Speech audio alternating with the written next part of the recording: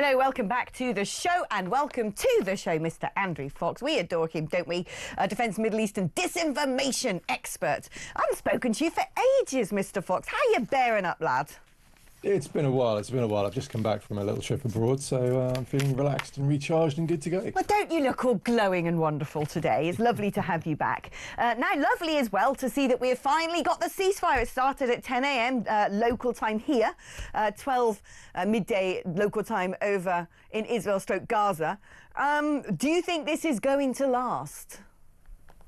Well, look, the important thing here is that the hostages come home, and everything else after that we can worry about once that iconic imagery of people being reunited with their families, reaches the world. And as long as Hamas can deliver on their promises, they've suggested that they might not know where all the hostages are because other groups have them, and they're playing this fudging game. But the deal is very clear: they need to get a grip of it and get the hostages home. So as long as that happens, we can worry about what comes next later. How much credit should we be giving to Donald Trump and his team in reaching this point? Because I've been particularly praiseful of Donald Trump. I think there's various things that has happened, not just in this term, but in his first term as president, which has been instrumental in starting to shore up a very different-looking Middle East, things that other American presidents have really failed to do, such as especially putting Iran back in its box. Do you think that he deserves credit today?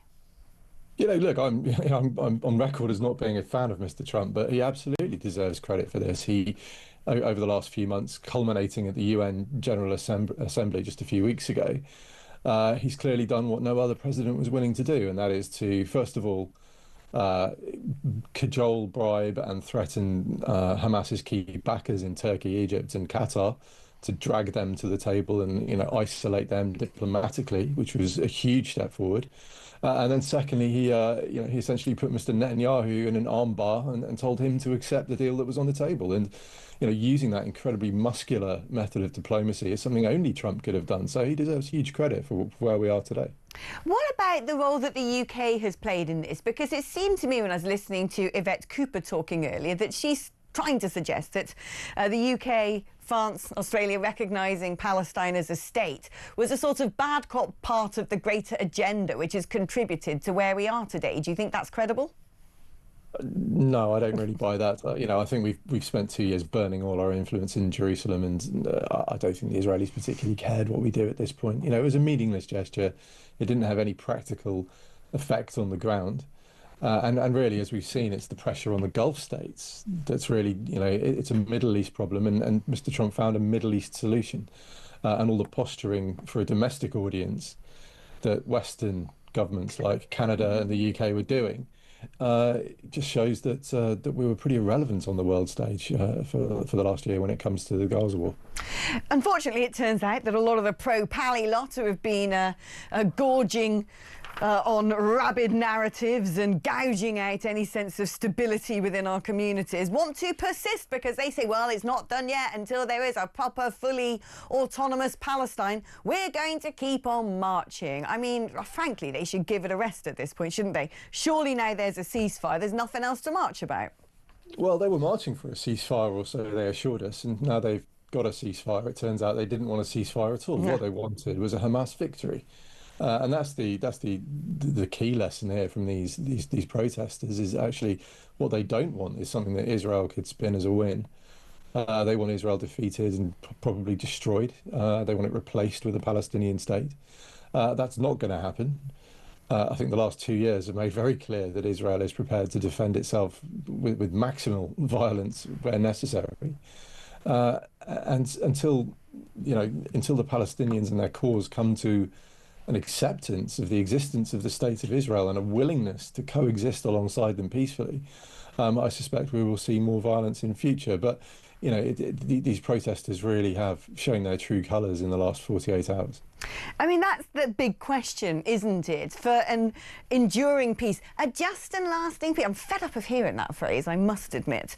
But in order for there to be ongoing peace in the Middle East, it does actually require a pretty remarkable ideological volte-face for many people in Gaza, which is, as you said, suddenly going, oh, yeah, we like Israel. We're happy for Israel to exist next door. I can't see a huge number of radical conversions taking place. So the big question is, I mean, Netanyahu wanted to destroy Hamas. Hamas still exists. In fact, part of the 20-point deal is that if Hamas say, well, sorry, we regret what we've done, they'll be given sanctuary in states where they will be taken, which you have to always build your enemy a golden bridge. But do you have concerns that Hamas will essentially lie in wait, rebuild, and then would just go through this cycle at some point again in the future? Yeah, I think that's probably the most likely outcome at this point, because look, all they have to do is put their weapons down in public, and they can be a power behind the scenes. As you say, they still exist. We're seeing over the last 48 hours some of the clan groups who rose up against Hamas are already facing reprisals. There was a big gun battle at Gaza port yesterday. There have been threats made against other clans. And Hamas is definitely still trying to make sure it has the ability to flex its muscles in Gaza when it comes to controlling the local population. So stopping that is going to be incredibly difficult. And the proposed international security force are going fully into harm's way, I suggest. Arab troops from Egypt or Turkey on the ground. We're talking about potentially 200 American soldiers as well being sent in there. I suspect Hamas will lay low for a while, probably for 3 years until Mr. Trump's out of office, depending on how the next American election goes. But they will certainly have a main effort now of remaining a kind of dark figure behind the scenes that's pulling the strings in private rather than in public. What about the rebuilding exercise? I mean, Trump's got this utopian vision of a sort of brilliant, shining Mediterranean tourist resort, a free trade zone somewhere of no tariffs, economically booming. I mean, one thing that we've learned throughout history, actually, is when a country suddenly goes, right, we're going to go for development and progress and we're going to go for profit rather than sort of more aggressive forces, it tends to work because the local population goes, oh, I quite like having a good job.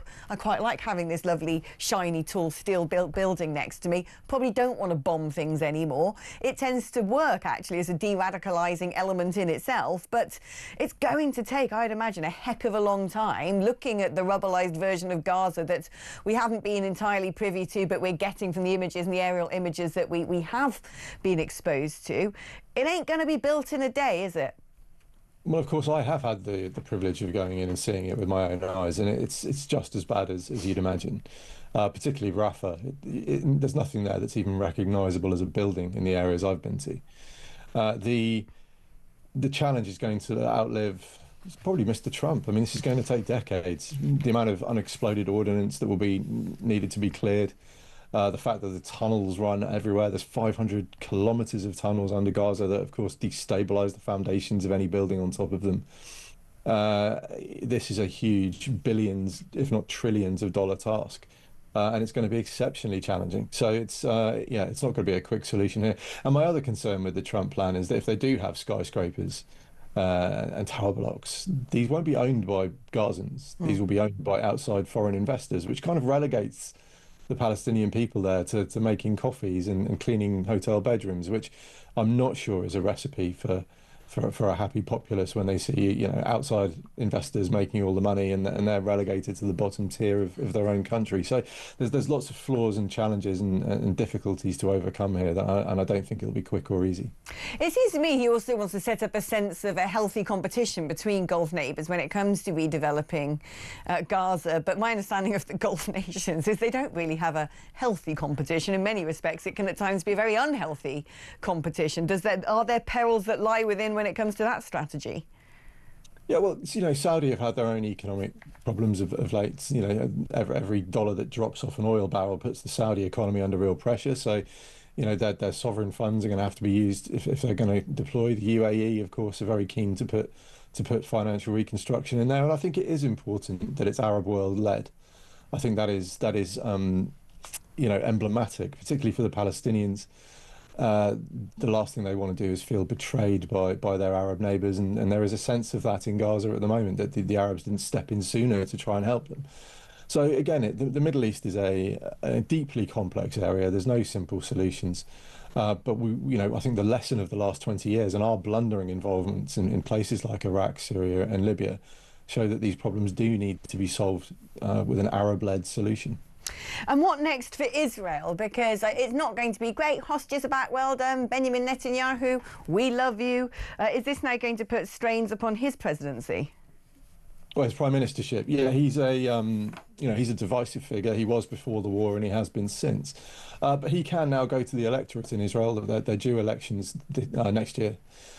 He can go and say quite reasonably that he's the man who seriously defeated Hezbollah, Hamas, Iran, who led to the collapse of the Assad regime in Syria.